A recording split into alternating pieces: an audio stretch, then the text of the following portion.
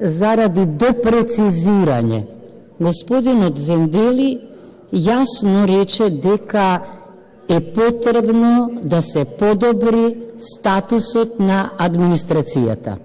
Јас само да кажам дека оваа институција, парламентот, е единствената во државава во која нема синдикална организација, односно администрацијата не е синдикално организирана, што значи дека во стартот е обесправена и хендикепирана.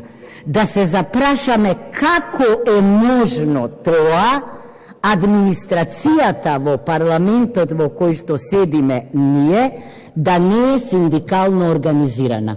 Иначе, со право исто така неколку пати се повикавте на синдикатот.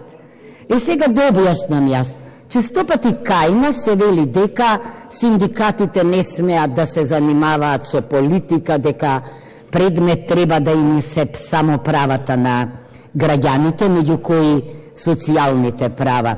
Само да посочам дека основач на лабористичката партија во Британија се синдикатите, англиските трейд юниони.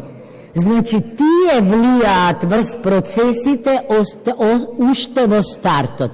Сега да се запрашаме за релацијата на партијата на власт кон односот и низиниот однос кон синдикатите, па да видиме колку социјалдемократијата во оваа држава навистина води сметка и за колективните договори и за синдикатите, бидејќи она што го гледам не само по улиците, туку и по телевизиите, личи на директно спротивставување. Заклучокот е дека оваа држава е далеку од она што Уставот го вели социјална држава.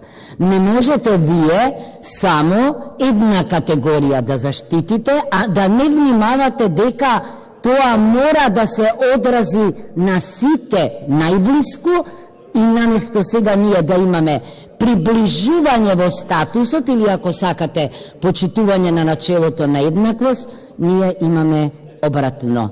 Акцентот се става популистички на најзагрозените, но се заборава дека оние што претходно личеле дека се помалку загрозени, сега исто така влегуваат во истата категорија. Благодарам.